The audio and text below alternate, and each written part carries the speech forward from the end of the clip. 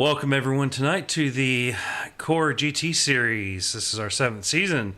This is week number 6 coming at you from Mount Panorama, aka Bathurst. So the mountain, the hell down under. A million different names and none of them in polite company here tonight. So, looks like the guys tonight have one fast repair. They have 17x before they'll get a drive-through penalty. That's 50% fuel. No cautions. They are running fixed iRacing setups.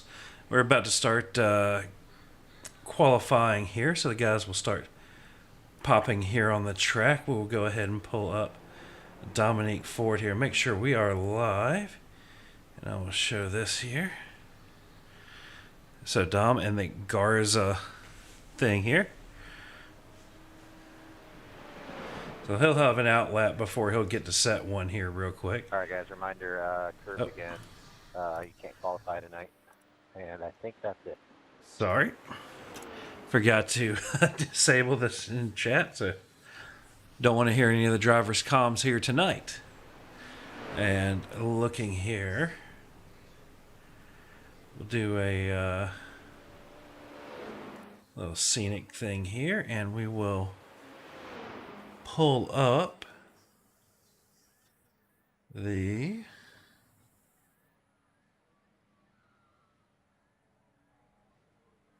there we go. Okay. So we'll do a lap on board here with Dom, if I can find where that went. All right, let's hop onto the roll bar view here. Coming down through the dipper and covert corner, as we like to call it here in Core, down the long back straight. We will pull up the dashboard here to show you what kind of speeds these GTPs are hitting coming down through the line here. I'm seeing 180, 185, 190, 192 before Dom gets onto the brakes on his outlap here. So that's moving pretty good. Let me find, where is he? Tim Ponzi. He was already going through there, so maybe not Powell. Morgan Smith. Trying to find somebody, but I don't know.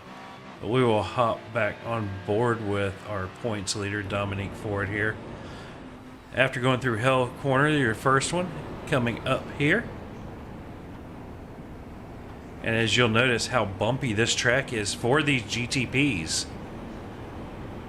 This corner right here, you know, tied in the 12 and 1,000, 12 hour and the 1,000 kilometer races, I have seen more than one big pile up there into the cutting.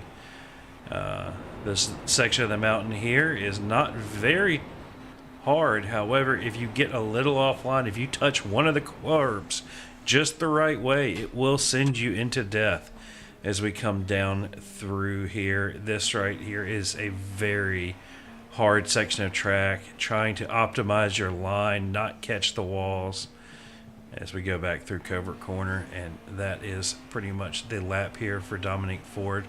Let's find Ponzi here as he comes through that same section of track. And you can see that already the speed difference between a GTP and a GT3. Yeah, GTP is coming through here and it's just wall, wall, wall, wall, wall. You know, GT3 is going through a place like, oh, wall to the left, wall to the right, wall to the left. You can dance the GT3 through there. The GTP is like thrash metal. You're just hanging on for dear life. So. So checking in the chat here. We have Derek Booker. Bathurst Mountain shows no mercy. Yep, this is true. And Craig Potter pulling for the mountain so his drop week doesn't cost me so much. Yeah. Tilford's balance of fuel mileage and his speed has definitely come to his advantage a couple times, pulling off a few nice little podiums as these guys are starting to set their laps. As you see over there on the left, Dominique Ford in preliminary pole, Nick Terrell in second, Thaddeus Marshall in third, Sahaj Padiyar in fourth, Daniel Nans in fifth, and then down here in GT3 we have Tim Ponzi in first, Powell Casca in second currently. And why is it not? There we go. Best time. There we go. So that kind of gives you an idea of what these guys' times are running. Ponzi obviously finding something here on this track. You know, Ponzi and Dominique almost a second clear of the rest of the pack. Just different. Or actually, currently Ponzi is a full 1.2 and Dominique is just shy of 1 second faster than Nick. So these guys... Oh, there we go. Austin Diltz, 203. So second one here into the 203s tonight. So we are 5 minutes to go here in qualifying. As we were on board there, we will pull up some scenic views here. Well, that's not going to work. As you can see, we will show you here as Ponzi's going through Covert Corner. On the left there, one of those trees a couple of years ago fell across the track and held up a race for quite a while. So that is what we have in store here tonight. Gonna take a couple minutes here and we will show you the our ad, Pulse Technologies. Show you their little ad and come back once the gridding is complete. Are you ready to take your live events to the next level? Look no further than Pulse Studio, your one-stop destination for cutting-edge design solutions. Their expert team of designers specialize in crafting beautiful 3D renderings, animations, and content creation for the live events industry that will captivate your audience and bring your vision to life. Pulse Studio also has you covered for interactive guest experiences, anything from touchscreen content to immersing guests in unforgettable virtual or augmented reality experiences, guaranteed to leave a lasting impression. From concept to execution, Pulse Studio is here to elevate your events to extraordinary heights. Contact them today by visiting www.pulsestudio.com and bring your dreams to reality.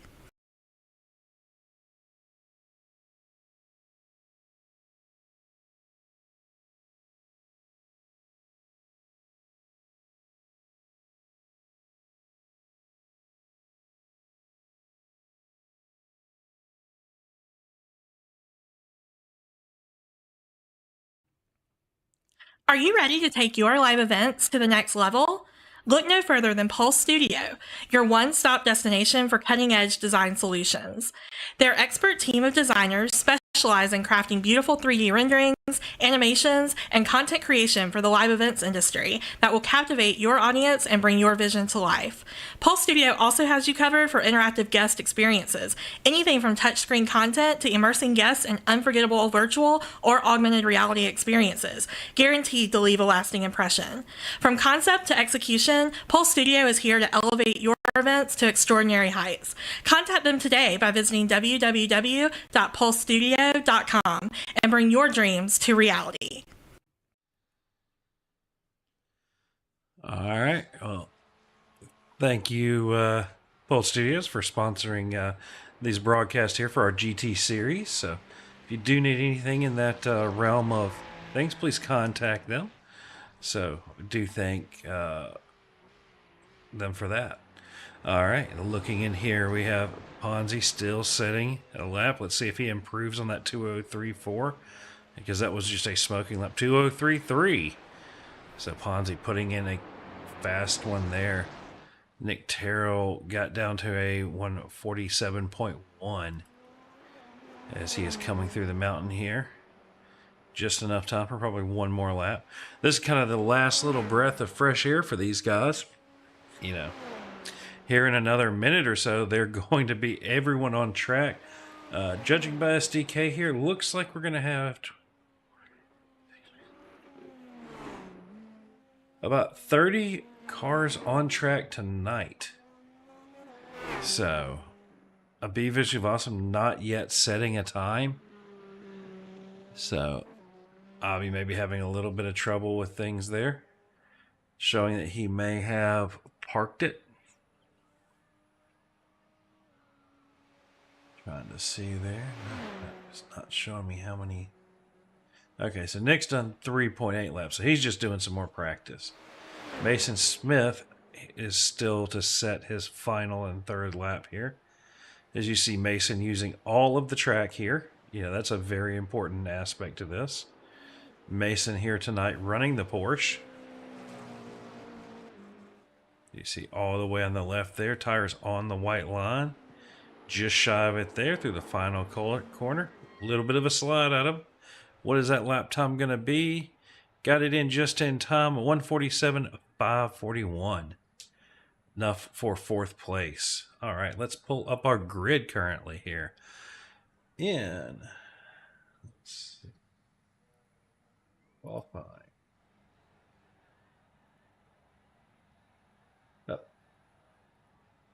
Class, okay. Oh, that's why it's doing, because we don't have a full class there. All right, in first, Dominic Ford with a 146.7. Nick Terrell in second with 0.3 back. Thaddeus Marshall in third, 0.7 back from that. Mason Smith in fourth. Sahaj Patiar in fifth. Daniel Nans in sixth. And Abhi Viswasam in seventh. In GT3, we have Tim Ponzi taking pole with a 2:03.350. Jake Browder clocking in 0.4 behind him. Austin Diltz, half a second back. Powell Casca, another half a second back. So it looks like these guys did eventually find some pace there on Ponzi. Let's go through to the next set here. Dave Tilford in fourth. Morgan Smith in sixth. Nason Sides in seventh. Alan Elwood in eighth. Kevin Peake in ninth. Parker Dewam, sorry if I butcher that too bad, in 10th. Ricky Renner in 11th. Lawrence Shugnacey in 12th.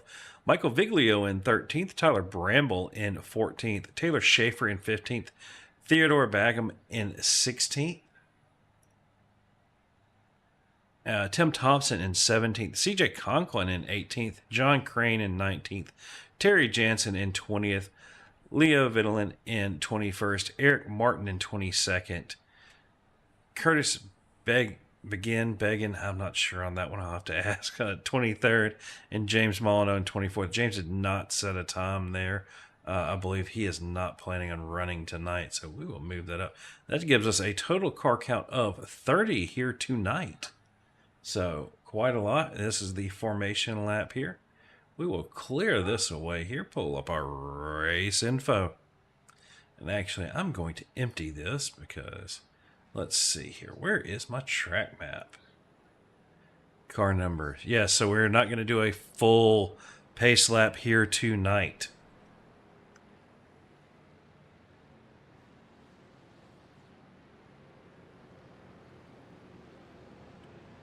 So, as these guys get going here, coming through the little kink and coming down to the final corner, we will watch these GTPs fire it off. You can see the GT3 field there right behind, ready to rip and roll.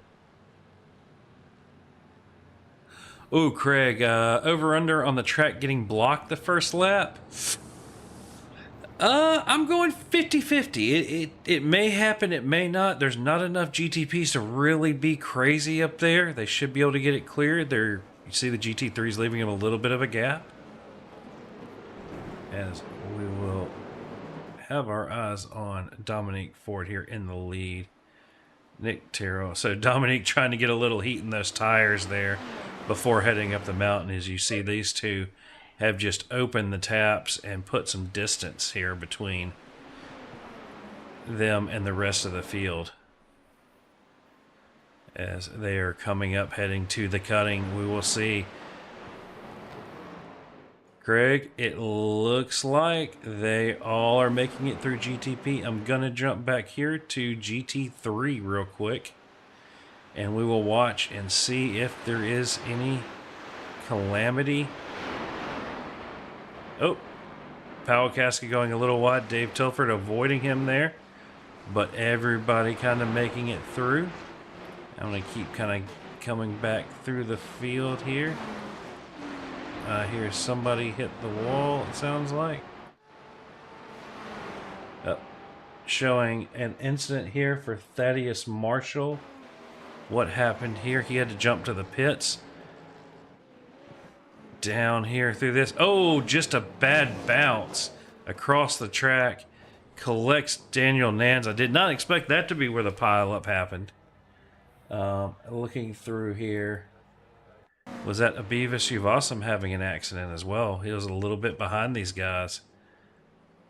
What happened to Abi here? Is it just going slow?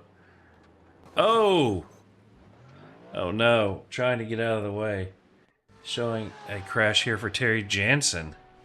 Let's see, down through here. The Porsche probably going to do Porsche things to Terry. Get a little sideways. Or is he just taking it easy? Oh! Well, looks like Parker Dewham there. Is that correct? Yep, let's watch and see what happened to him. And then we will go back to live. That's... Oh! Audi doing Audi things. A little bit of a snap oversteer there. Good job to stay on the brakes and let the field by before going and just wrecking everybody trying to rejoin. Alright, well let's go live here and see who we got. It's Dominique Ford, Nick Terrell, and Mason Smith. We'll go ahead and pull this up here. Dominique is got a lead of 1.2. Let's pull up our interval here. There we go. That's what I was looking for. As you can see, the GTPs are already, if you look at the little track map, they're spread out.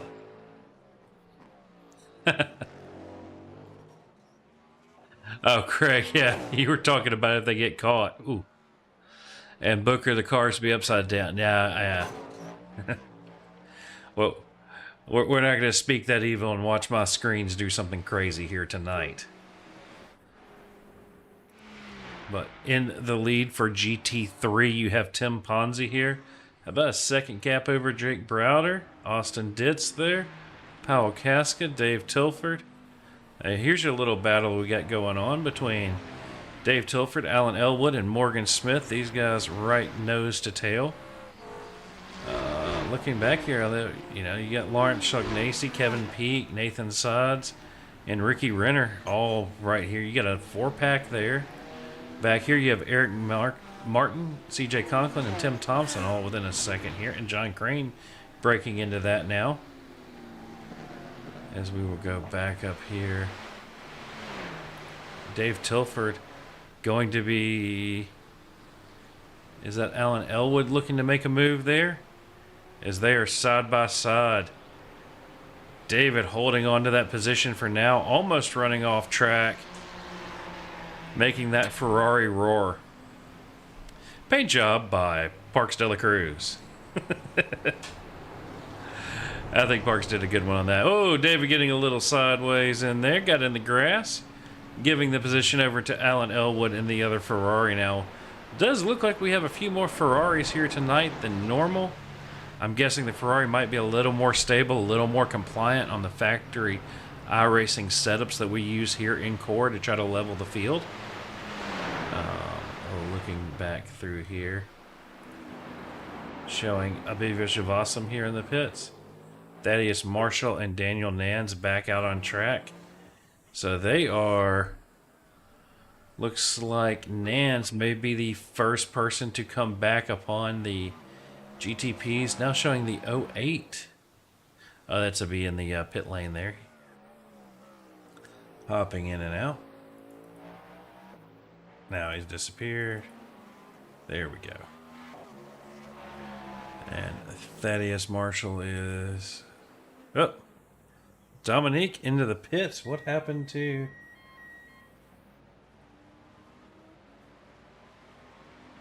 I'm not seeing Dom going out of...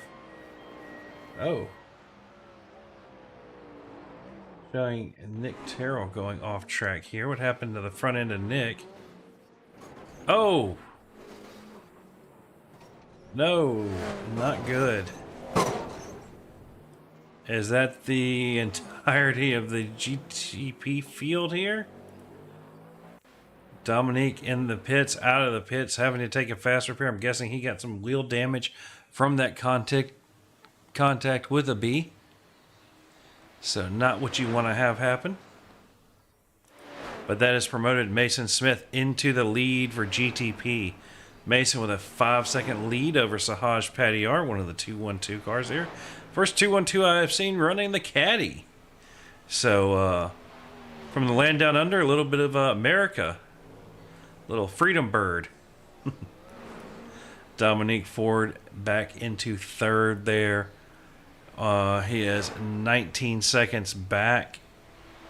Although I am sure with about 53 minutes left, he might be able to close that 19 seconds down to a little bit of something there. So checking and make sure that everything is going pretty good on the stream health here, right? Yeah. So as we will go back down here. So that has promoted Tim Ponzi, who was already in first, is now in 5th overall. You know, a little bit more attrition up here, and maybe we have a GT3 driver on the podium for the overall. Weirder things have happened. The Whittington brothers did win a Le Mans event because their Porsche was the only one with windshield wipers. You know, race cars do race car things. And we have Jake Bradley here in the BMW, not too far off the back of Ponzi there. Checking back in here between Alan Elwood, Powell Casca, and Dave Tilford. These guys not really giving up too much space here. But then back here, Nathan Sides, Lawrence Ignacy, Ricky Renner, and Tyler. No, just the Renner. Oh, it's Kevin Peake there, not just Nathan Sides. But you see these three, or these four right here, just running. And they're not far off the back of Morgan Smith either, who's not far off of Dave Tilford. So you get a nice little battle here. You know, one little mistake. Looks like we have a crash out of Parker Dewam. What happened to him here?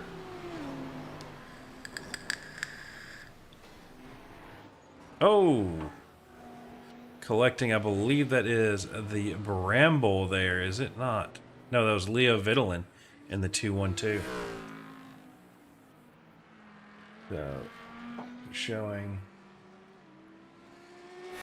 Thaddeus Marshall going off track here. What happened here? Oh! Catching the stricken. Oof. And that is got Sahaj Padiyar, so that is going to definitely hurt Thaddeus's night. Showing a John Crane entering the pit lane, but not giving me a reason why. Let's see.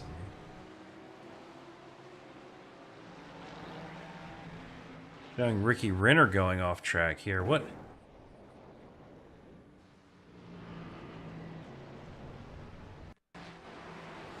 Oh, catching that curb.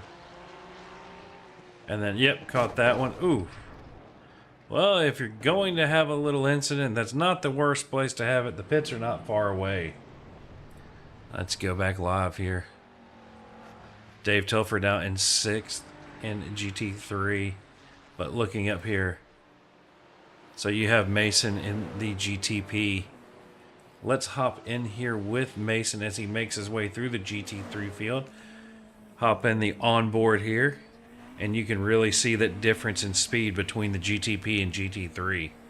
As another 50 minutes of this, we already have cars all over the track.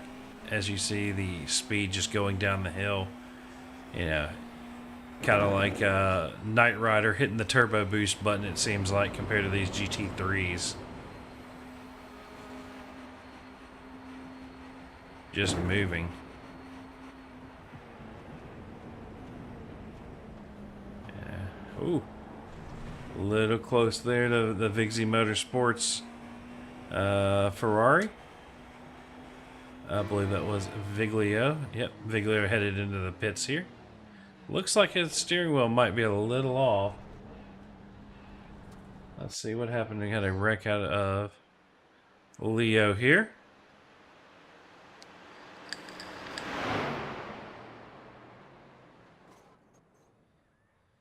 Huh. Well, that's an interesting one. Why is... Yep. Alright. Not sure why my mic is acting the way it is. A little weird.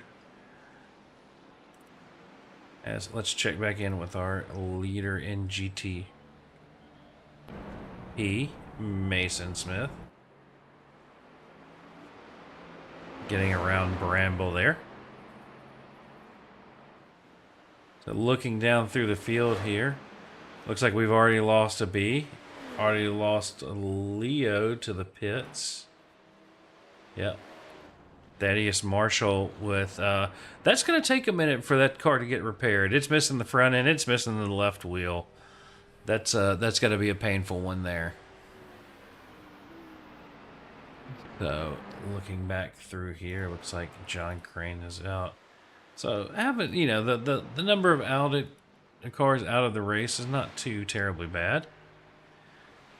Got Mason here, 7.18 seconds ahead of Sahaj Patiar. Last lap, 2 seconds. Sahaj was 2 seconds faster, but Mason, as you see, is trying to make it through GT3 traffic. But Dominique Ford, 147.8 versus that 154. Dominique is going to be just eating that time down to 11 seconds back for Dominique. So Dom is trying to make up that time. Nick Terrell here, after getting his fast repair, running in 4th in GTP. He is about 30 seconds behind Mason Smith.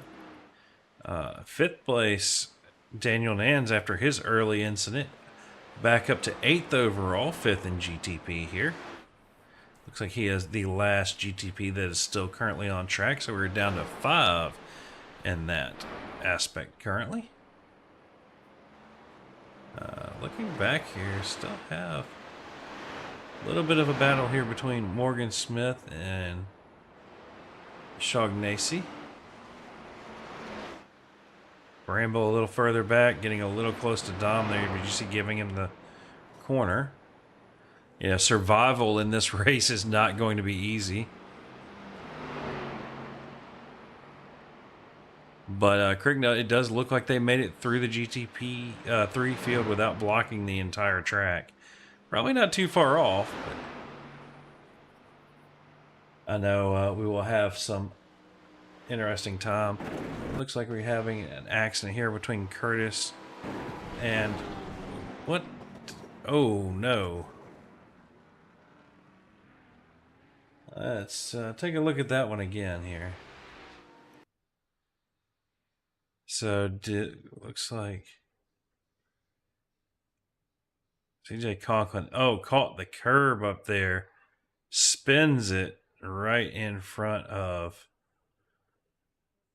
Nick Terrell. Nowhere for him to really go, and that's just gotta hurt.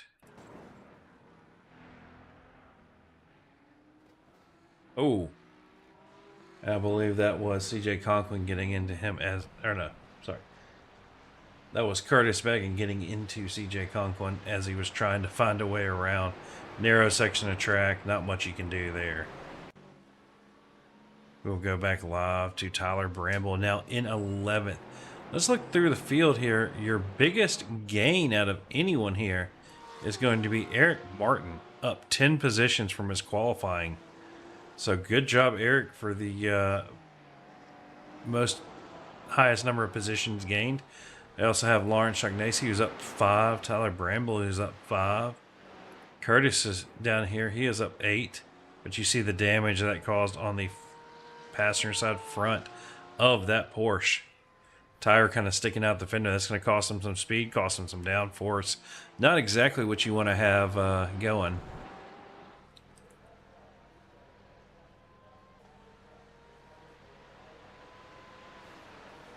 So we are 15 minutes in here with another 45 minutes left to go.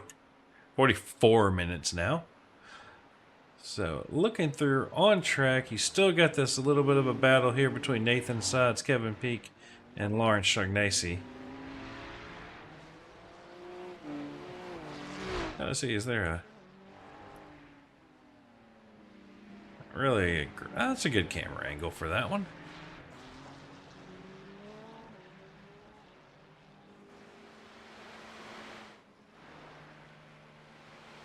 So let's pull up the pitch strategy board and see, as you can see, Ford, Terrell, and Nans in third, fourth, and fifth all had to stop within the first 3 laps.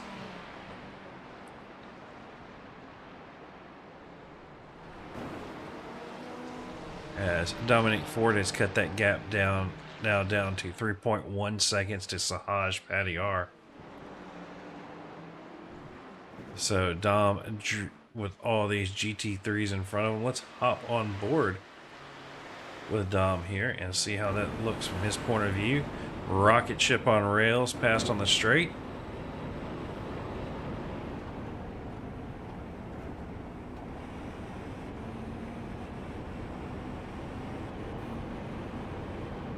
But this right here in the GTP is just kind of insane how well it does take some of these bumps, considering how stiff that carbon fiber monocoque chassis really is. Trying to find ways around, it's dicey. You know, getting caught behind a GT3 for the entire downhill section is not what you want. You'll see going to try to make a move here. Ooh. Dom taking the straight through line there, probably just going to assume to take his slowdown that will give, but definitely the safe way to do it. As we see, I think if he's got it clear, that is definitely a quick way to get through the traffic there.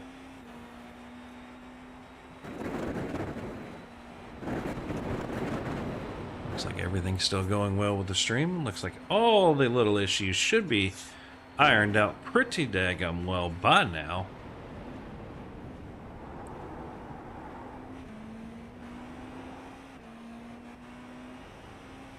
Looks like we got 8 guys here watching us tonight. So.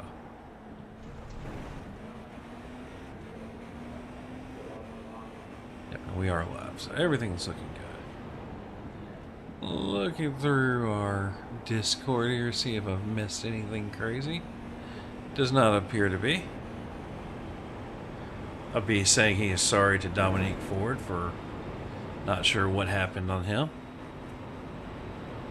So, looking here, so you can see that time to Sahaj Padiyar just getting eaten up. It was 4 seconds, it's now 3.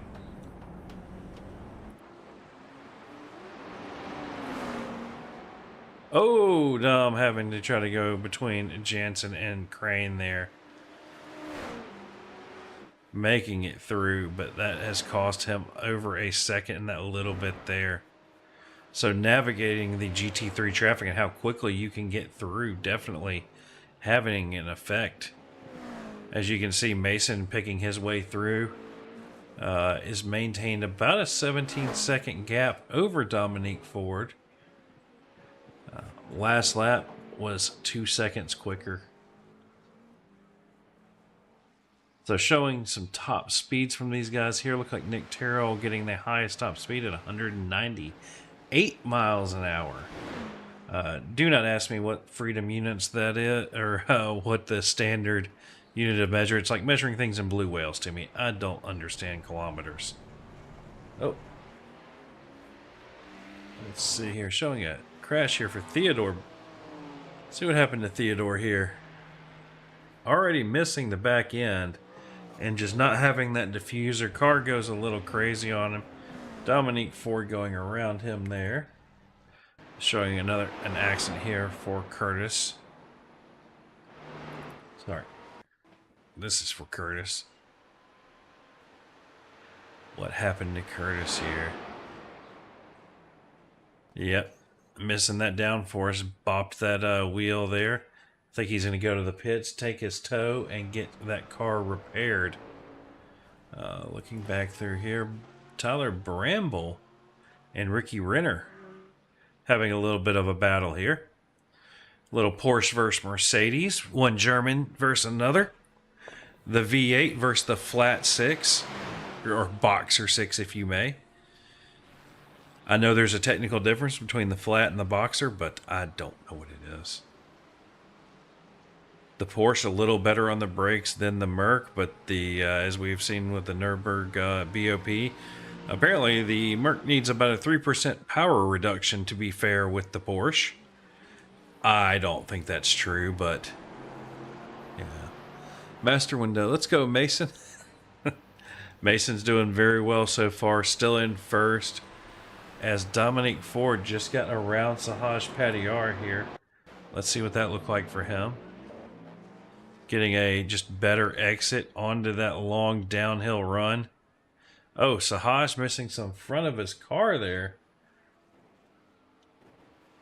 So I'm not sure where Sahaj lost that, but that might be why Dominic was able to close up on him so quickly. Go back live.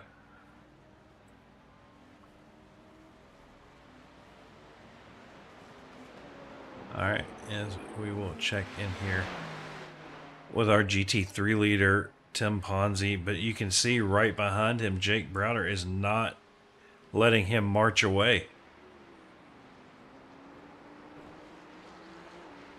As you can see, they are kind of along their lonesome. They are passing the lapped car of John Crane, number 11 there. Showing a crash for Ricky Renner. Let's see what happened to Ricky here.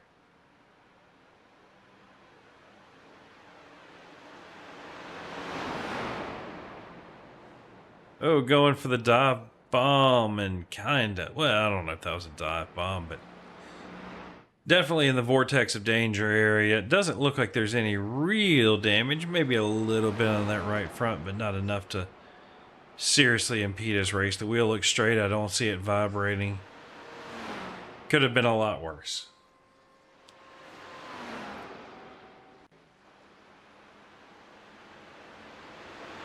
I think it's about time to crack one open here for tonight, as there are a little over 30 minutes left. We should start seeing the GTP field come in for their first pit stop.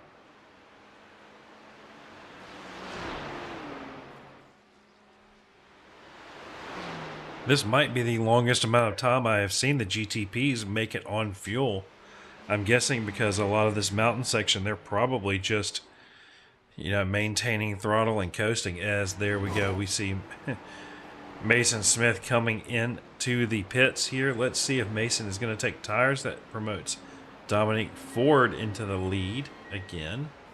So Dom pitted after lap 3, so he should be in a couple more.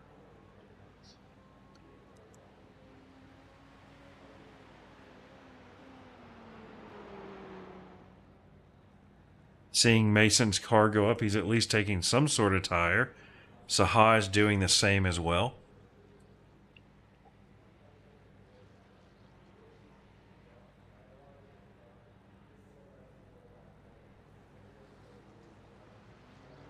Let's see. Craig Potter asking how Powell is running. Let's find Powell in here. Well, a name like that in a McLaren, you think we can find him? Powell running in 6th currently there, Craig. Car looks okay. Matter of fact, let's do this just because I know it's about to happen. Let me give the chase cam, and there you go. Fireballs. The best part of the McLaren. Actually, the, in my opinion, only redeeming part of the McLaren, but I won't ruin Powell's day here.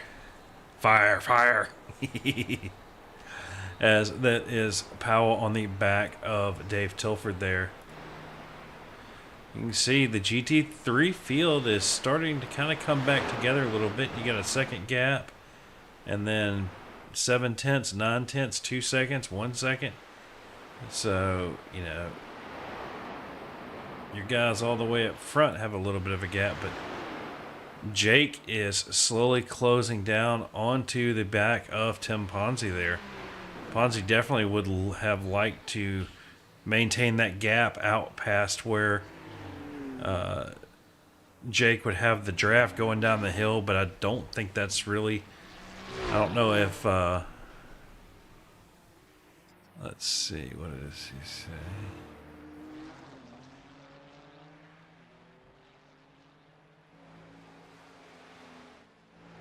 Having a look here, Craig. Dom making it on 2 stops. Well, yeah, he should be able to make it on. Oh, you mean by essentially 2 stints? No, he would have had to make it more than 3 laps. I'm pretty sure. But if we jump over here to Dominique Ford, showing him with a 30-second gap over Mason. But the big difference is Dom currently is not in traffic while Mason in the 6 car, well, not currently in it. He has some ahead of him. So it will be interesting to see how these guys manage to come back out after Dominique pits here very shortly. So it looks like Mason made it to lap 13.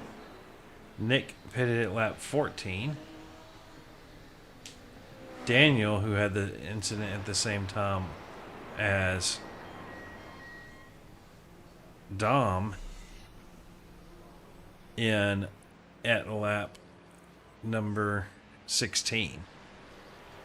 So, yeah, Dom should be coming into the pits here shortly, or maybe Dom's just using a little less fuel.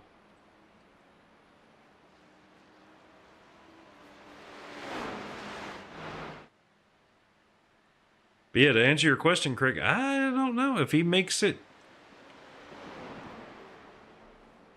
I mean, they can't adjust fuel maps or anything like that.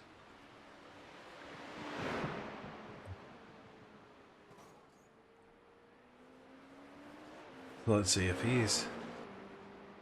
We'll have to wait for his first pit stop. Well, technically, Dom's second pit stop to see. Ooh. Accidentally hit my microphone there. Hopefully that didn't result in any really loud noises for y'all. Let's see here. So Dom should be in this time. We'll check back in with him. As Jake Browder and I believe, yep. Jake took his pit stop at lap 13. What? Did Jake have an incident? Maybe just trying to. Well.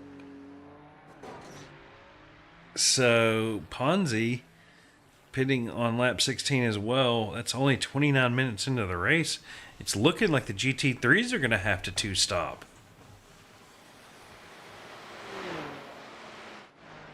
So now I'm starting to be curious. Looking in here, let's see.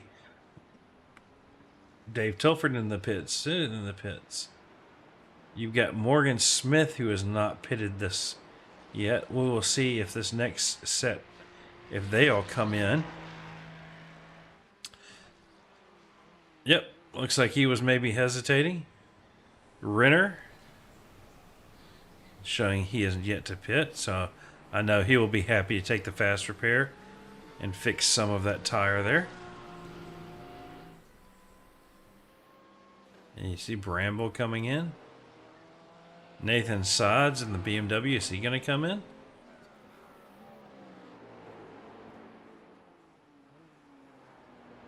Alright, so that's Dominique Ford in the pits there.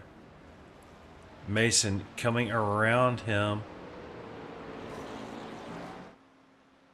Let's see what this gap looks like.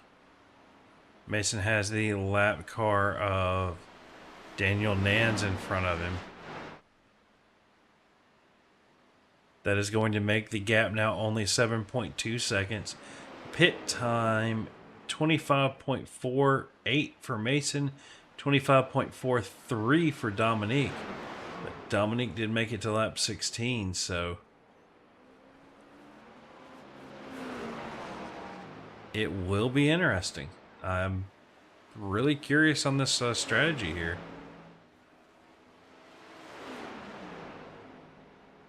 Does that put Dom past the 30-minute, but it'll still. Yeah, he'll still have to pit, I believe. But we will keep an eye on that. That's put him 9.3 seconds. That's the gap he has to gain. His best lap is just over a second faster than Mason. So to gain 8 or 9 seconds, he would need 8 or 9 laps.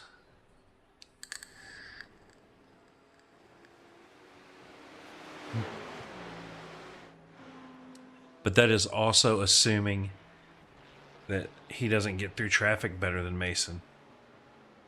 We will zoom into Dom here. You can see that's what 9 seconds or 10 seconds looks like.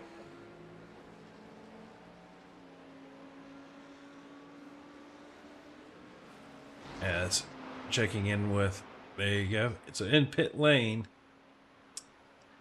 Tim Ponzi having a little bit of a slower stop, but I'm guessing Jake coming out under some traffic or something.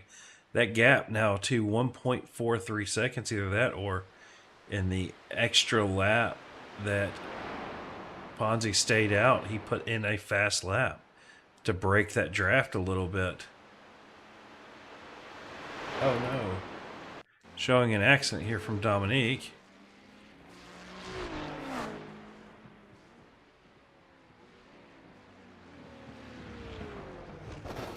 Oh, nothing you can really do there. Ferrari going sideways, has a no tail, no wing. You just hate it. Oh, looks like Nathan Sides and Powell maybe having a little bit of an accident here.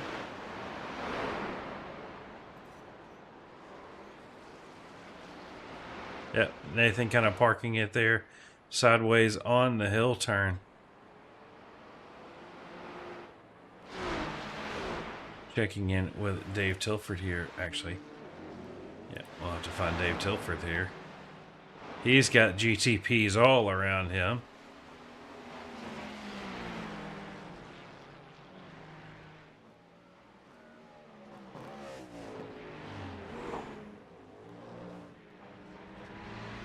So, Nick Terrell looking for a way around Dave Tilford.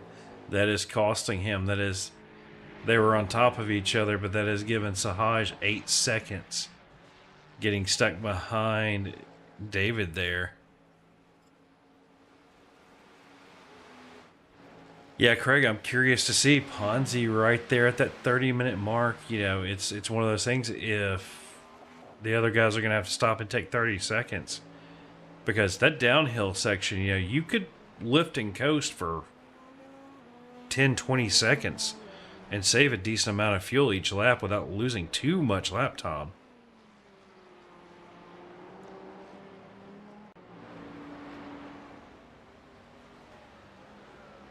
So, since we're 34 minutes in, I'm going to give my voice a little bit of a break here.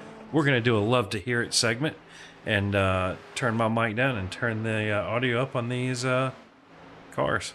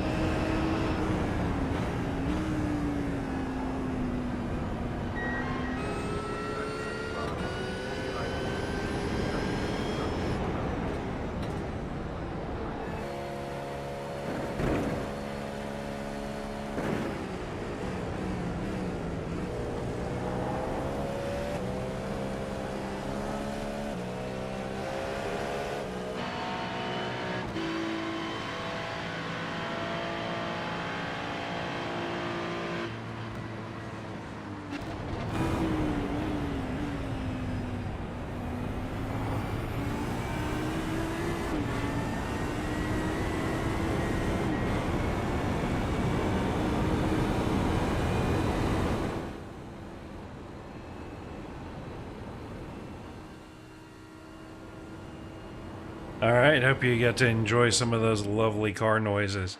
That Audi actually sounds really good in the Lambo. Merc's starting to sound like it could use a little more baritone that I've been missing out of it recently. But the Caddy having a nice sound as well. As we will jump on the back of Nick Terrell here, trying to get around Sahaj Padiyar here. Sorry, that is not Sahaj. That is... Yep, that's Thaddeus Marshall he has in front of him. So the Scooby-Doo Mystery Machine going to the land down under and making it a... yeah, kind of might be a little done under on that paint job where the top was looking like the sea and the bottom is the land. Oh, showing an accident here for Terry Jansen. Let's see what happened to him. Oh, went... Ooh, ate the curb, ate the wall. Goes over here, realizes that steering is bent and has to stop. Showing here, Parker Dewey, while we were doing that, had an accident. Let's see what happened to him, Parker here. Ooh, Audi doing the Audi thing. Back in, kind of losing it, and then nothing much you can do. Hits the wall. Ooh, kind of barely makes some contact there with Daniel Nans. That Audi has definitely seen better days here tonight. Going through here, showing Thaddeus Marshall in the pit lane. Let's look at our pit strategy here. So as you can see, Ponzi pitted on lap 14 for him. Browder was on 13. Looks like a lot of these guys made it to lap 14. Tilford definitely going to try to do some sort of fuel strategy. We just already know it. That's kind of his shtick. As let's see, what are these GT3s doing as far as speed? Show that dashboard. 160, 165, 167, 8, 9, 170. 170 before the brakes. So coming down the hill, that's about 20 to 25 miles an hour faster for these GTPs than the GT3s, because David was definitely in the draft there, as that little move gets him up to 4th position. So looking through GT3 here, you have Tim Ponzi, who has managed to make out a little bit of time over Jake Browder. So I have to wonder at the end of that last stint if Ponzi wasn't trying to save a little bit of fuel. And now Jake's trying to save a little bit of fuel, knowing that he's going to need to try to find an extra lap of fuel beyond whatever Ponzi manages to find in his stint. But those two are 18 seconds ahead of Austin Diltz in 3rd. As that is the 18, that is going to be... Who is... Sorry, trying to find... Nope. It's a Ferrari. Nope, it's on track. Oh, that was Tim Thompson in 18th in GT3. Ah, I forgot that's not where the number is. That is the 05 machine of Tim Thompson here.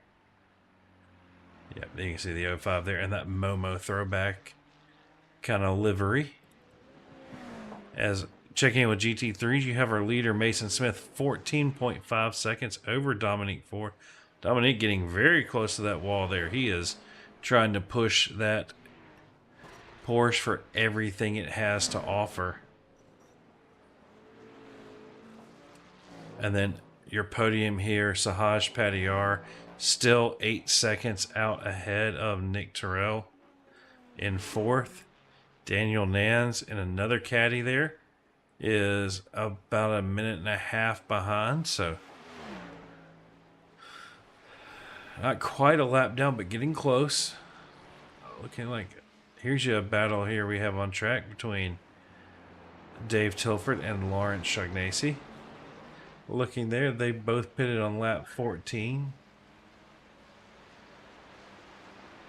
So, I'm definitely going to have to try to hook up the air conditioning before tomorrow's Nürburgring 24 race. I am even just doing the broadcast, which is not as intensive on my machine as the racing is, because I'm only running one screen, not all three. It's a little warm in this room. Another closest battle here on track between Taylor Schaefer and Eric Martin. They're right at about a second from each other. As we are about 15 minutes left to go here in this race.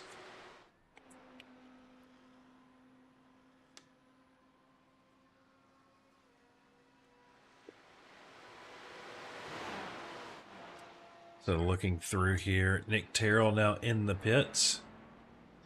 In the Scooby-Doo machine. Oh, we'll have to...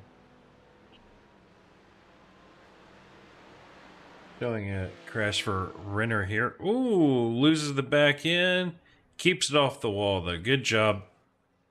Right until he backed it into the other wall there. Good job getting back going without causing an incident.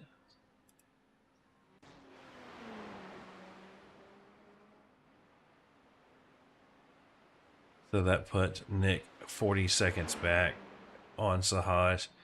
Nick here has the 11 in front of him and then a lot of real estate. Sahaj right here is running in third, but has a good bit of real estate in front of him as well.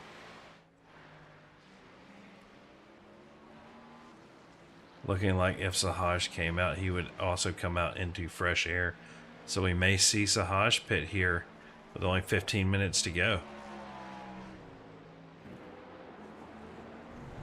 Dominique Ford managing to get that gap to Mason Smith down to 12.8 seconds now. Or is that back up?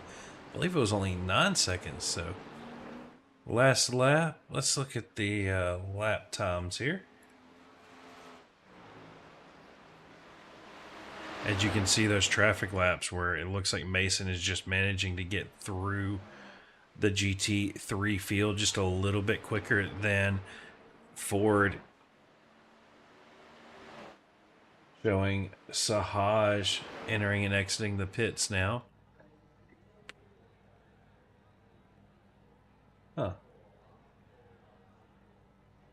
I guess there's a weird thing SDK was showing me he had already left the pits.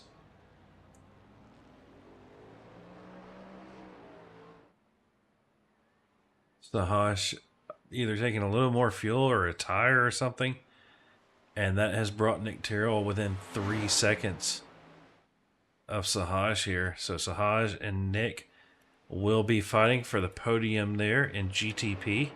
I don't think either one of them has a chance to catch either Mason or Dom unless there is a massive issue there.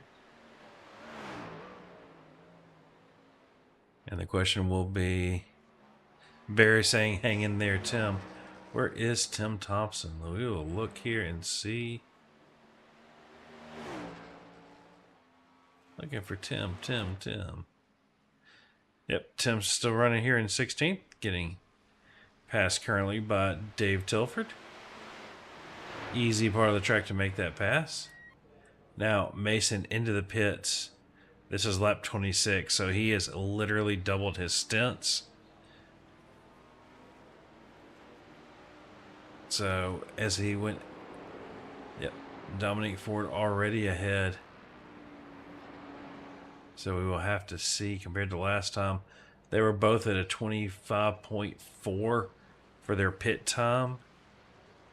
Let's see if I can do this. 25.4 that time. 25.5 for Mason. And we will see here in a very short time what that looks like. Nick Terrell only taking 12.3. Actually, I'm getting it here. Mason taking 15.1. So Nick taking a little less fuel than everybody a little while earlier. But he has also been into the pits 3 times, so he may have had a little more in his tank, causing him to take just a little less. So definitely something to keep an eye on and see. This battle here between Nick Terrell and Sahaj Patiar right at 2 seconds. I will keep an eye on when that goes a little bit. Oh, here we go. Ricky Renner going off track, letting Parker do him on by him. biggest gain so far appears to be Eric Martin, up 14 positions from his start. So good job, Eric, there. Another one, Lawrence Shaughnessy, up into 5th, 7 spots up from his original starting position. Jake Browder coming back into the pits here. So Jake deciding he is definitely going to need more fuel. So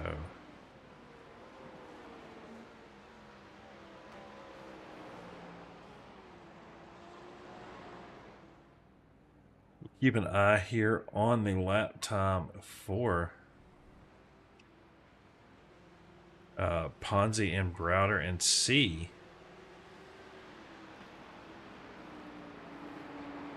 So Jake only stopping for 7.95 seconds, but that is going to put him, by the time he gets out there, he is going to be about 30 seconds behind Ponzi.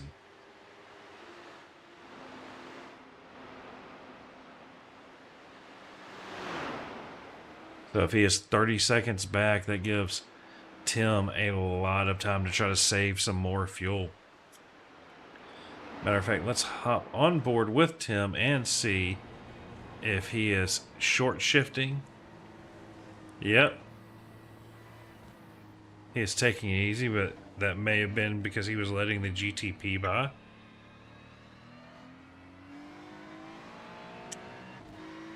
We'll see a little bit more. He is definitely doing some coasting here. Doesn't appear to really be short shifting too much.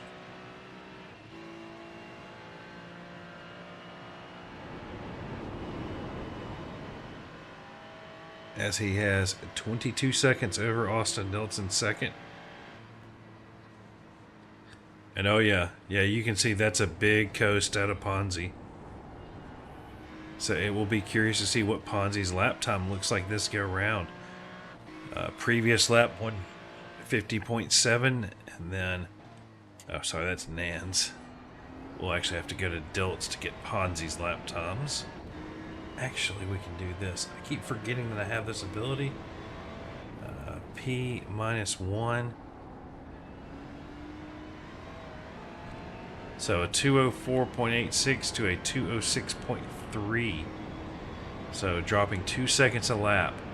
That would take Jake about 15 laps to catch up. I don't think we have 15 laps left. No, we don't.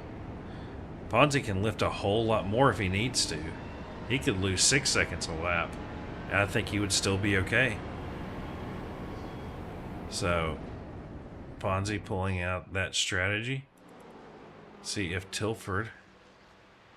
Here you can see lap 22, it appears, is where Tilford started trying to save fuel.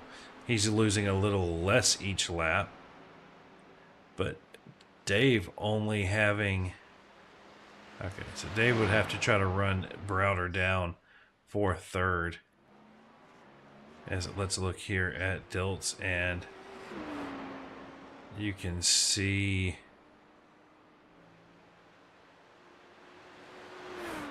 looking at a 2.0. Sorry, not Dilt's. Wait, why is it? I can't deal with that.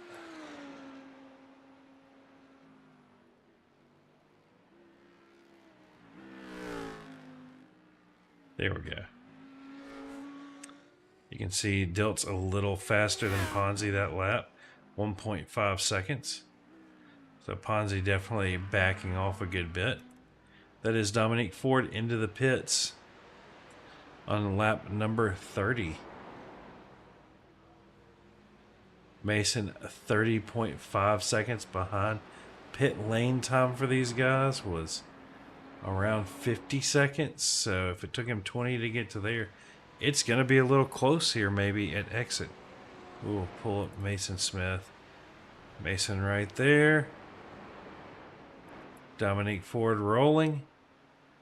Dom, shorter pit stop, only took 8 seconds of fuel. The question is, can Dom make it to the end, and can Mason do anything about it?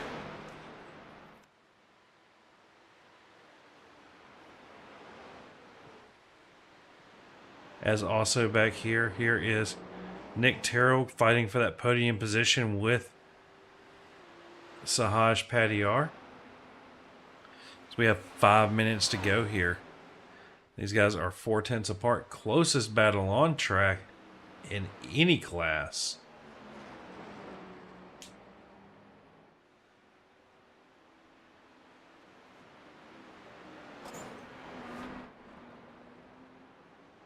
Looking like we still have 22 cars on track there.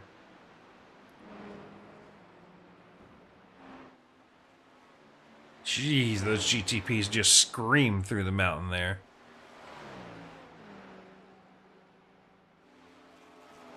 Now Ponzi saying, come on, Vigsy Motorsports. Let's go, Tim.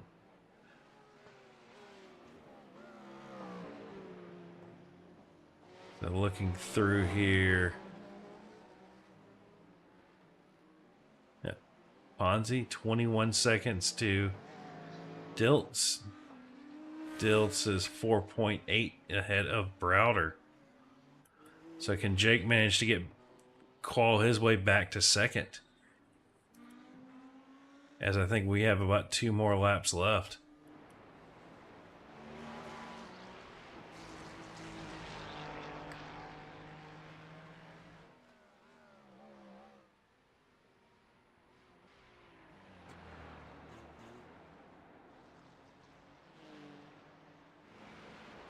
All right, as we will tune back into this battle here. Nick getting onto the back bumper of Sahaj. He's going to look into Hell Corner on the inside. Nick taking away that podium position from Sahaj. Sahaj looking to get a good run up here. Going to have to try to get around the GT3, the number 53 there. Sahaj going to the outside for a look here and try to compromise Nick's line. See if he can get a better exit. Attempts for a little bit of a crossover move there, but you see the back end twitch on Sahaj. That's why these cars, and as stiff as they are, can be such a handful there. You see them going around your GT3 leader, Tim. Tim just trying to take it easy, saying, please don't hit me now.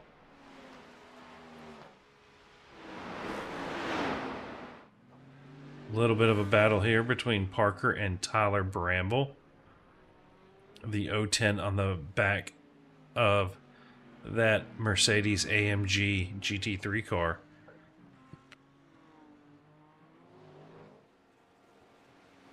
Now, the Audi getting a big sniff.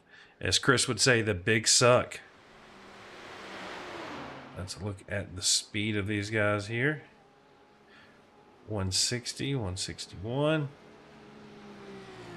Hey. Well, we missed the top end of these two here.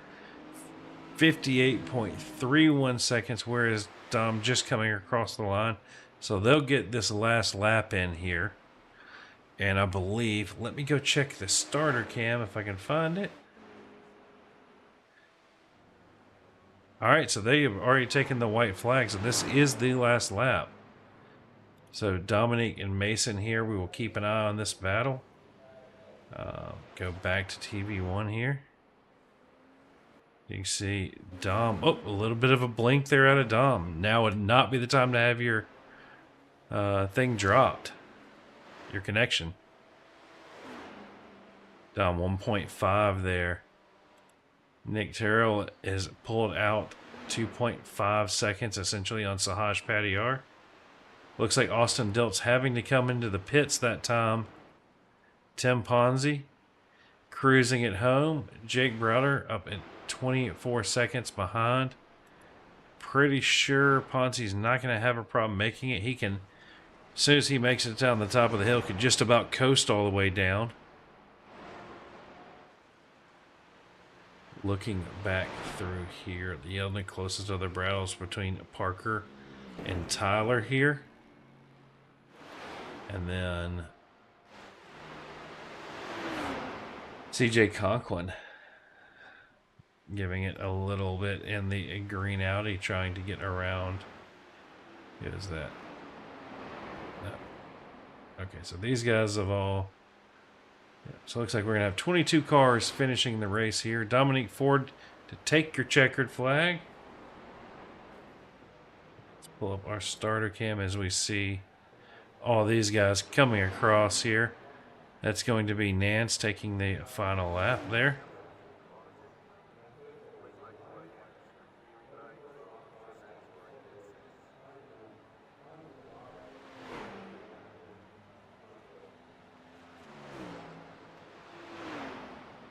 Let's find our Ponzi here. Ponzi coming down through here. Then you have the 74 machine coming through there. And then Dave Tilford coming through the mountain here. Austin Dilts 1 second behind him. Can David hold Austin off for that podium position? The Ferrari there. Yeah, Craig, he's trying to steal it. We'll see if he manages it.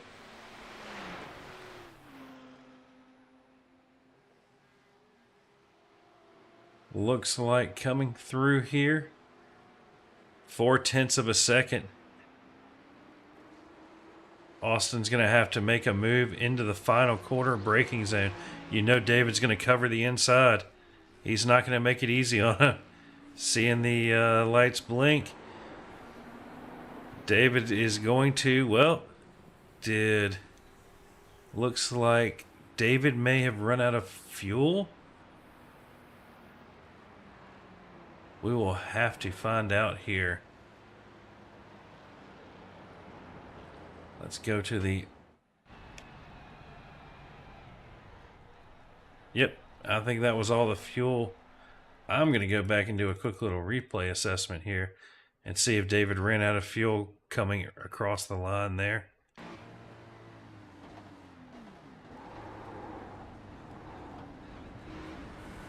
Oh, yeah, David did... Oh... That's, you know, we have a saying here in course, sucks to suck. Sorry, David, you needed about 100 more feet of fuel in that car. Oh, heartbreaking right there for Tilford. You know, almost stealing a podium there on fuel strategy. Let's look at our results here. Not qualifying results. This is the race results for GTP. Dominique Ford taking your win, 1.4 seconds ahead of Mason Smith. Nick Terrell, 20 seconds back in their third, running at your podium position there. Fourth will be Sahaj Padiyar. Fifth, Daniel Nans. Thaddeus Marshall in sixth, and Abhi Vishwasam in seventh. Checking over to GT3 here. It looks like our podium will be Tim Ponzi, Jake Browder in second, Austin Dilts in third, Dave Tilford in fourth, Lawrence Ignacy in fifth, Kevin Peake in sixth, Parker Dewam in seventh, Tyler Bramble in eighth position, Ricky Renner in ninth, Eric Martin in 10th, Michael Viglio in 11th. Good job for Michael there. Nathan Sides in 12th, Taylor Schaefer in 13th, John Crane in 14th, CJ Conklin in 15th, Tim Thompson in 16th, Powell Casca down in 17th. We saw some major damage on that McLaren there earlier. Morgan Smith in the 18th. And let me go across to the next section here. 19th will be Terry Jansen, Alan Elwood in 20th, Curtis Began in 21st, Theodore Bagham in 22nd, Leo Vinelin in 23rd, and James Molyneux did not start this race. He was only in practice, but did not let me hide him.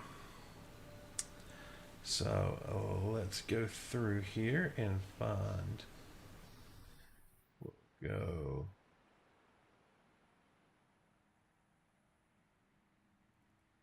right here. I'm going to play quarter speed. Let's see if we have Austin Dilts here in the chat. Let's see. I am not seeing that. Let's see.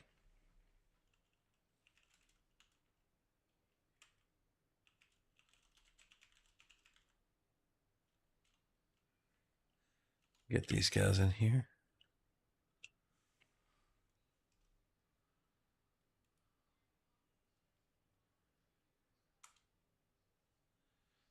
See if we see Jake in here anywhere.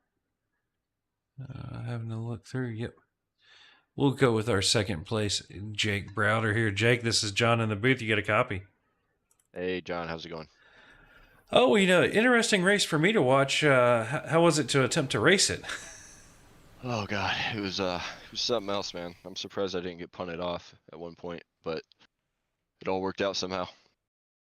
So the looking like looks like you may have tried to do Ponzi's fuel saving and decided it wasn't worth it, and then went on an attack. Yeah, I had a spotter said I couldn't. I had to pit that lap, and I checked my relative or checked the fuel when I went into the pits, and said I had 1.0 gallons, so I could have made it around again, and I should have checked that before I pulled in. But it is what it is. I'm happy with P2. I couldn't get by Tim, so he deserved the win. Yeah, it looked like coming up to the end there. I saw you closing down at the end of the stint, but looking back, I think he was trying to fuel save then to get that extra lap earlier. Exactly. That's the only reason I was so close. I almost sent it on him into that turn, but I backed out of it. I didn't want to cause an incident between us. Well, taking home second and managing to get through with minimal incident points tonight, definitely something to be said for that. Yeah, I'm happy with that. I can't complain.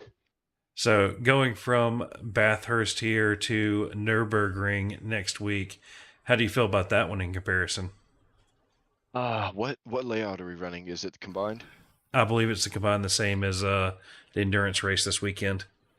Yeah, I'm looking forward to it. I have blisters on my fingers from practicing Nürburgring so much this week. It's insane. But yeah, we're doing the 24-hour, and it should be a hell of a time, man. Yeah, I was going to say, I think I'm at about 19 hours so far just this week of practice. So, Yeah. right there with you. I am ready to take that F1 wheel and chunk it somewhere for a little while. I would definitely do that. But congratulations. Anybody you want to give a shout out to on that 74 machine before we let you go? Yeah, shout out to my little brother Eli. He graduated high school today, so big shout out to him growing up. It's crazy, man. It is amazing how fast everyone seems to be getting older nowadays. It makes me feel so old, dude. You don't even know. Well, congratulations, and hopefully we'll catch you next week. Thanks, buddy. Have a good one. You too. All right. We're going to pull our third place, Austin Diltz, in here. Let's see. Austin, this is John in the booth. You got a copy. Hey, John, how are you? Oh, doing all right. Looking like, looked like David may have stole the podium from you there, and then I think he needed about 150 feet more worth of fuel. Yeah, maybe even less than that. I mean, I got him by 2/10 at the end. I almost wrecked both of us because I didn't think he was going to stop. It's just, I see you kind of look into the final corner there and then come out, and I was like, well, looks like David held him off, and then just all of a sudden, bye-bye. Yeah, I had to pee because it was the last corner, but I wasn't going to make a move. I wasn't going to ruin both our races at the last corner there. But then, I mean, yeah, unfortunately for him and fortunately for me, I was right there to steal it from him. So how terrifying was it having the GTPs come just thrashing through the mountain on y'all? It was pretty bad, but I mean, I just took the beta stance and let them kind of dictate where I was going to be on track. I know you're supposed to stay on line and everything, but with Mount Panorama, it's kind of better to take the 2-second time penalty basically when the GTPs are coming by. Yeah, it's essentially just like, no, after you. Yeah, yeah, exactly. They're coming around and you're like, all right, how can I help you, sir? Well, I was going to say, because out of 30 cars we had on track tonight, only 22 managed to make the finish line. So 8 people managed to not finish. So congratulations on not being one of 8. Hey, thank you. It's the mountain. It's a war of attrition out there. Well, again, so next week we have Nürburgring combined. You looking forward to that one, or just kind of more of the same? You won't see me on the podium for that one. That'll be my first Nürburgring race, so I'm gonna take it nice and easy at the back there. Well, it's it's a fun track to learn. Just remember, break it down into major sections. Each little section has its own flow. You'll learn it in no time. Yeah, I got to go watch some of those, 13-minute YouTube videos for one lap. I've got a 2.5 hour one if you want. Send it on over, man. Anything else? Will do. Anybody want to give a shout out to on that 144 machine before we let you go celebrate? Yeah, just the WBM crew that I race with. A bunch of great guys. Saw a couple of us out there. Fortunately, Morgan Smith couldn't make it to the end, but you'll see us all out there for the following weeks. And thank you for putting on a good broadcast, man. No problem. We appreciate it, and hopefully we'll catch you next week. Yeah, thanks, man. All right. That is Austin Diltz in third place since we had to swap up there, and I saw there he is. This is Tim Ponzi. Tim, you get a copy? Yes, sir. So, how close were you on fuel? I had another half a lap to spare. Okay. Well, we saw Tilford try for the one stop and missed by about 100 feet. I caught that right at the end. I was rewinding to get my fans going, and I was like, "Oh, that sucks." Yeah, I mean, we have a motto around here: "Sucks to suck," but you do hate it for him when it's that close. Right. You know, you Yeah, run he out almost coming got a down the push hill. Yeah, I kind of figured out. I ran some testing this morning, and noticed if I did a couple of laps of lift and coast on the first stint, I was able to get the extra lap in, and then I got pretty good. This track's really good for lifting and coasting because a lot of it's downhill. I was gonna say you have what, a So 2-mile-an-hour runway downhill that make it to yeah, about well, a when you buck come in 60 and down just that, lift.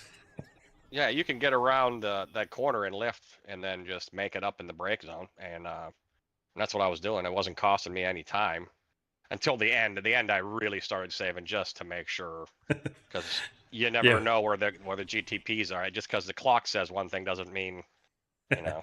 Oh, I fully expected another whole nother lap, but it did not happen. So good luck on that. And Yeah, I wouldn't have made it. Yeah, I wouldn't have made it. I had about a half a lap of fuel left. I mean, I might have been able to make it if I really. well, you had about 20 seconds of time, so yeah, you'd be surprised how long 20 seconds. You could have just coasted down the entire back straight and probably still. Yeah, well, I tell you what, man, Jake put up a hell of a fight. He kept me honest in the beginning, and I know I got caught. It's a dance with the multi-class, and I got caught up in some bad areas, and he sucked up to me, and it was tough to break the. So, he was going to dive on the inside, going up into the mountain, and I didn't think about it. I should have just let him pass and tucked in and saved more gas. But pride and all, you can't stand being passed, right? Oh yeah. It's the racing thing. What is it? Senna said, when you no longer go for the gap, you're no longer a racing driver. Yeah, right. So, going from Mount Panorama here to Nürburgring next week, expecting more of the same, or after the 20, because I know you're running the 24. We are. I'm qualifying and starting tomorrow afternoon, and I got to find some time in it. We're racing the BMW in the 24. I guarantee I'm not running the BMW stock and a fixed setup. So that's going to be a whole other animal, is figuring out what to run around there besides the Beamer. Let's see. In my testing, Merc? the Merc was, if it's not getting BOP'd like crazy, like it apparently did for the 24. I don't know why it needed. It won't catch BOP, will it? Yeah. No, because they didn't do it for the entire season. They just do it for that event. They just do it for special events. Apparently, it needs 3% less power.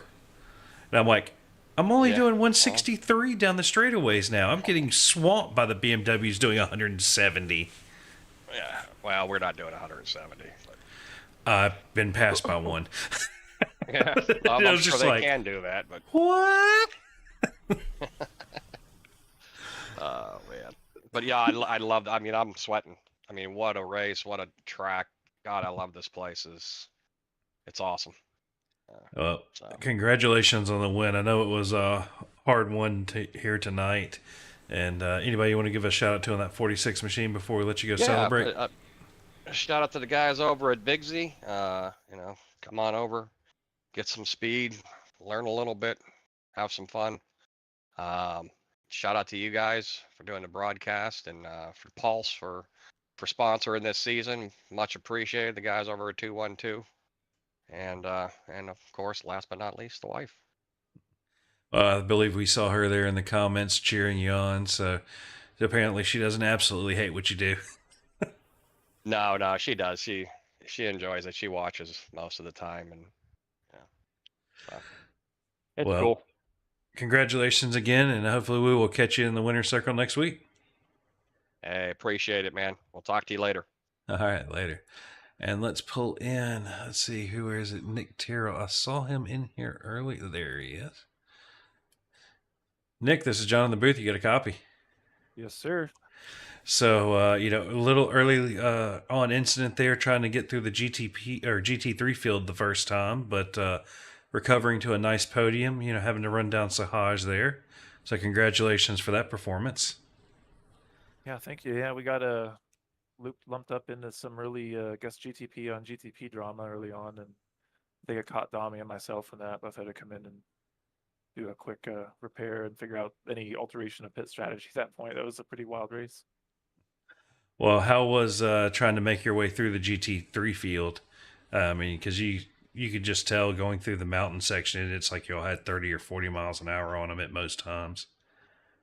Yeah, the tough part is learning some of the different names and folks that are kind of expecting and knowing the overspeed sections and knowing the sorts of corners where we'll probably be coming to at least get by before turn in and before braking zone and things like that. It gets a little finicky trying to send it like into a braking zone if we're not side by side already. That's the kind of, especially on like the downhill and stuff. So I was always a little leery on trying to do stuff there. So I know I lost a little bit of time.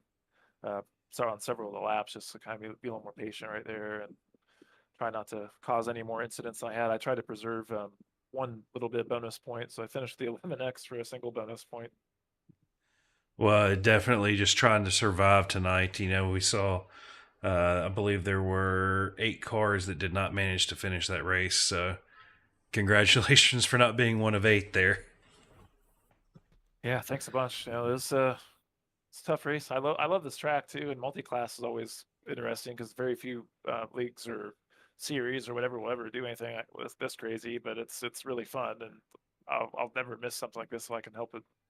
I mean, I will say I had my reservations when we were setting it up. I mentioned it to Carl. I was like, "Are you sure?" He goes, "Yeah, why not?" It's like, okay. But going straight from here to the Nürburgring next week. You expecting more of the same from the Green Hell, or really looking forward to that one? The lapping of cars cycle won't be nearly as frequent, so that'll be a nice saving grace there. It will be just kind of probably maybe a couple times in the entire hour race, maybe 3 times tops. Just to actually probably only be maybe like once. Oh, we'll figure it out later. But yeah, that's gonna be interesting if you can maybe time pit strategy to not overlap with that, or I mean, who knows? But yeah, it's gonna be wild depending where you catch up the GT3s with 100 and some turns or whatever the NURB is. Man, it's the dice roll. I forget how many iRacing counts. I think it's I think it's like 187. or something. Yeah, it's like the whole 178 maybe. But yeah, it's on up there. It's certainly interesting. If you can catch them on like a good section, you'd be okay. Just leave me a lane or so, I'll get on by. But if you catch them on some of those others where you got to pretty much be like one car wide, there's gonna be some chaos and shenanigans if people are brave and bold enough to do stuff. Oh yeah, if you catch a GT3 through like Whipperman or the ice curve or YouTube corner, you're kind of just stuck. There's or the section before the last carousel, there's just nothing there. Like Yeah, there's not a second to lane. the real carousel, like you're not gonna be able to get by even like right there because it's like they're gonna be setting up to the jump dip down into the carousel. Mhm. You can't really. You might be able to go around them on the outside with the GTP maybe, but do you risk it? Like, I mean, that arm. Well, that would be is not the very forgiving. actual line for a GTP in real life. Because Yeah. I know when the 919 did its lap, it did not take the carousel. It did not drop in. It stayed around the outside. Or special they did. Yeah, I do recall that now. But yeah, it's gonna be wild because I mean that Armco is not very forgiving. But No. these bodies aren't really either on these cars. So And the it's- curbs are not forgiving.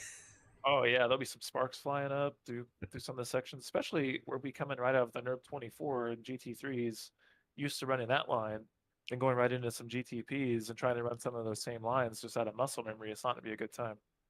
Yeah, that's absolutely true. So, definitely had a little bit better of a race than last week. So, anybody you want to give a shout out to on that 081 machine before we let you go? Yeah, you guys for putting it on. You for the broadcast. All the data-minded folks behind the scenes that tabulate and figure out all that stuff. The stewards behind the scenes that review all this afterwards and keep the license system going and keeping people a little more honest. And the woman that handles me having this as my hobby, of course. So yeah, that's friends and whatnot that might be out there watching. Well, again, congratulations, and hopefully we will catch you next week. Thanks, John. Have a good one. All right. That was third place, Nick Terrell. Then we will pull Mason Smith into the booth here. Mason, this is John in the booth. You got a copy? Yes, I do. So, right after that unfortunate little cluster in the beginning of the race there, it looks like Dom was trying to run you down hard and heavy, and eventually there just finally managed to get by. Do you feel like you were maybe a little too conservative through sections of the race, or? Yeah, I think I do, cause and I know for a fact, cause this track, it's not meant for multi-class racing. I can tell you right off the bat. So, I think it's not meant for that's just GTPs. yeah. Well, it's fun. It's fun driving on there, but like I said, it's not meant for multi-class racing, and it's just it played a part, and I just trying because I saw everybody was wrecking left and right, and there's no like there isn't any room for error, and yeah, so I was being conservative most of the race, trying to get by safely and effectively, and I think the last pit stop, I took kind of too much fuel again, ended with like I think I had 2 laps left of fuel, which I should have probably left like um I don't know how to do the math, but I was going to say, yeah, I Dom just was put very borderline on y'all doing at least one more lap. yeah. Yeah, I thought he was going to like do a mega fuel save and stay out, but he still pit in and got out, had a faster pit stop, and yeah, Yeah, it's he was just I was about, let's see, 5, 6, almost 7 seconds quicker in the pit stop than you. yeah, that's a big thing. He's you know I could say excuses and say he's got better equipment, but like at the end of the day, it's just I need to I need to live up and actually try instead of complaining of not having anything. But you know, yeah, it's just I just need accurate fuel calculator like SDK or some. I would I not think trust SDK for fuel maybe I calculations. don't know. I don't know what I don't know what Honestly, would happen. iOverlay has been great for me, Hmm. Is and that it's so? free. Oh, of course it's free. Or, well, it may not be free. It may be like, donate something. Here's $1. Donate. Here you go. Yeah. Yeah, but good race to him, and I know he had to work his way back. Probably had to make risky passes Definitely, we to get back saw a straight. few there where it's like, ooh. Yeah, like like making you question like, would you go for that or nah? I mean, if you want the win, what was it Senna said? If you no longer go for the gap, you're no longer a racing driver. I don't think you can say that about Dom tonight. No, nope. I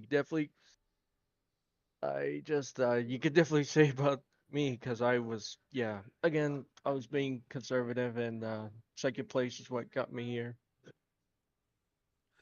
Well, I mean, you collect enough seconds. I mean, unfortunately, it looks like Dom is taking all the first, So it's. What was I going to say? No, it's just one of those things where, I mean, a solid second place is generally, but according to SDK, you had no X's, so. Oh, that is true. That is true. I did finish with 0 incident points, so And I can definitely tell you Dom had a few. yeah, Dom had a few. But So, but you might actually come away with the points advantage on him. We'll have to ask Mr. G Sheet Stilford himself to be sure, but may just work out pretty well for you. maybe not. Who knows? Yeah, but I tell you, it was a solid race. Solid race once again. I don't think the crazy tracks won't. I don't think the crazy tracks won't go away for next week. Um, Well, with at least all the yeah, GT3 drivers should have practice from tomorrow, right? And Saturday. yeah, from Saturday, but yeah, but it's it's just it's a whole different ball game with multi-class. Well, there is multi-class there, but it's like M's a multi-class and not like the Not not typical not M's. GTPs. No. Yeah. Yeah, I mean, because I think there's over a minute and a half lap time difference. But at the I same think time, with so. that long track, you're still only going to pass them once or twice. Yeah, So, I don't think we'll see him that much. But hey, yeah, I just want to look forward to next week and maybe I think I might have a different strategy. I don't know. Who knows? well, hopefully we'll catch you next week. Anybody you want to give a shout out to on that machine before Uh, we let you go? of course, to the family as always for watching, supporting me. I know, like, I've been quite hard on myself, but gotta realize like podium after podium, it's nice. It's good. It's good results finishing with 0 X's to this race, so I should definitely give myself more credit. But I may have to talk to David and see if we can get you a shirt or something that says "I survived Bathurst with 0x." hmm well, maybe. Who knows? Yeah, that's something y'all can come up with. Well, again, congratulations on the second place night, and hopefully we will catch you next week. All right, thank you. All right. Let's Mason Ford in second. Let's bring Dominique. Sorry, not Mason Ford. Mason Smith in second. Bring Dominique Ford here into the waiting room. Dom, this is John in the booth. You got a copy. Yeah, I'm here. How's it going? Well, definitely saw you had to kind of push your way back through the field again tonight after that early incident. Yeah, it was rough. I had a few incidents this race. I wasn't too honestly, I was proud of or not proud of. I don't think I was as aggressive as I was last race. Um, it was just mayhem out here. This track is not designed for multi-class. This track Or at is not least for designed for a IMSA. GTP, Yeah, there was much a lot less. of near misses I had. Yeah, and we saw where there were a few GT3s. I saw you catch one coming out of, as we lovingly call it, covert corner there. Nothing really you could have done on that one. Just like, oh, he's sideways in front of me now. Okay.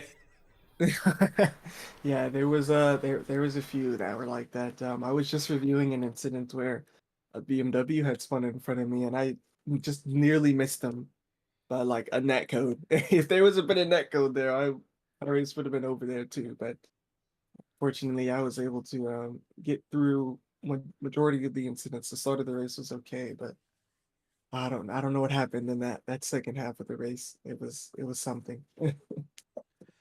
I was kind of wondering because when you pitted, there was pretty much 30 minutes left. I wondered when you had that, 20 or 30 second gap on Mason if you would try to just do a major fuel save and start coasting down the back straight every time. But Yeah, I thought about that. But when I pit earlier, that really early stop that I did, like lap 5 or whatever it was, um, I had only pit for like 8 gallons. Then I went back out and I realized, okay, I only need to pit for about 13, and their second stop, they have to pit for 6. So I'm taking half the amount of fuel that they need to take on their second stop. And I did save a little bit of fuel. You were right on that aspect, but I couldn't have saved 3 gallons, and still have been able to catch Mason at the same time. I don't think I am that fast.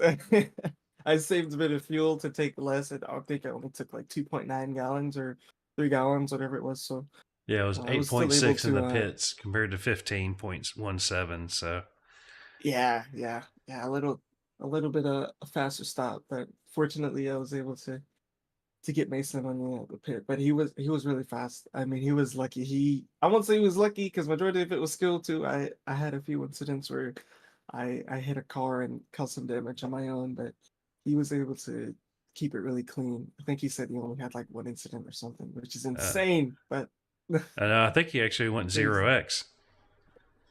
Oh, did he get 0? That's what he was telling me. So he may. Oh, he did. Wow. So you'd have to ask Mr. G Sheets Tilford, but he may have been able to pass you on points just with that. No, because your qual, you may have canceled that out. I don't know. I will have to. I don't. That maths. What's that for, right?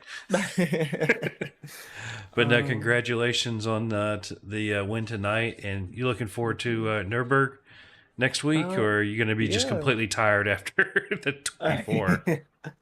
I'm not sure yet. I am looking forward to Nords. I'm hoping that I can still race it. It's been a long time. iRacing was there a few seasons ago with IMSA, and I did a few endurances there with the GTP. So hopefully I can just reel back in those thoughts there and get a good race. But we shouldn't see as many GT3s this time at Nords because it's a huge track. So hopefully, well, you may not see as many, but you may just have constant GT3s from a pace difference.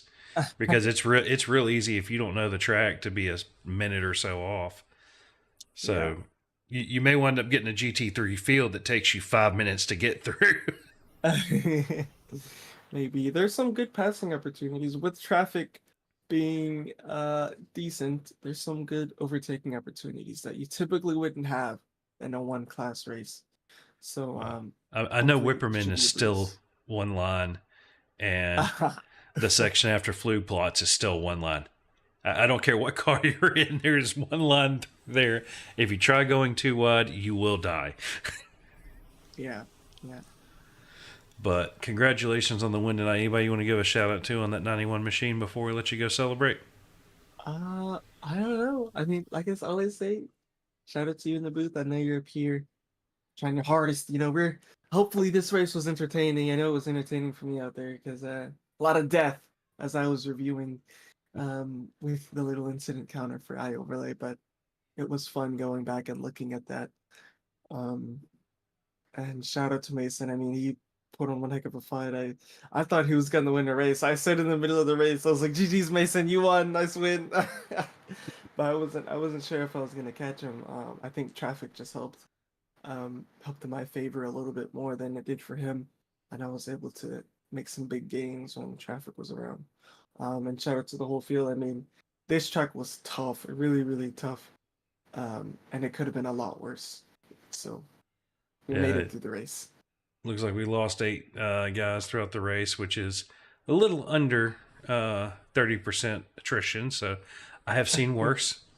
I have seen Talladega races that may have 10% of the people finish them. So definitely enough to, not to make it through that. I think that's probably on up there with the hard races we did, including the old Lotus 49 race where everybody was just like, "This is insane," and it wound up being great racing. So yeah. Maybe next season we don't get this track for multi-class. We'll talk about it with Carl and see. But again, congratulations on the win tonight. I know we'll see you tomorrow night, and hopefully we'll catch you in the podium next week. Yeah, hopefully. See you then. See ya. All right. Oh, God. Hold on. Sent you to the wrong place, then sent myself there. Okay. Whoops. Just put myself out of the broadcast booth. Well, we'll pull the race results up here real quick. If it wants to play nice and not show me that. And show me this. There we go. GTP, you got Dominique Ford taking the win. Mason Smith in second. Nick Terrell in third. Saj Padillard in fourth. Daniel Nance in fifth. Then we'll pull up our GT3, the top of the board here. We have Tim Ponzi in first. Jake Browder taking home second. Austin Diltz taking home third, rounding out your podium there. Dave Tilford running out of gas for fourth. Sorry, David. Lawrence Agnesi in fifth. And as you can see, we will go through the rest of the field here real quick and show you that. That's what it looked like tonight. But from everybody here from Core, make sure for the 24 you keep the shiny side up and the rubber side down. And we will catch y'all let's see, next one will probably be, I believe we're going to stream some of the core racing groups 24 efforts this weekend. And then next week we will catch you again with maybe some Miatas. They're doing an interesting thing at USA. But from everybody from here in CRN, we will catch you next week. Are you ready to take your live events to the next level? Look no further than Pulse Studio, your one-stop destination for cutting-edge design solutions. Their expert team of designers specialize in crafting beautiful 3D renderings, animations, and content creation for the live events industry that will captivate your audience and bring your vision to life. Pulse Studio also has you covered for interactive guest experiences, anything from touchscreen content to immersing guests in unforgettable virtual or augmented reality experiences, guaranteed to leave a lasting impression. From concept to execution, Pulse Studio is here to elevate your events to extraordinary heights. Contact them today by visiting www.pulsestudio.com and bring your dreams to reality.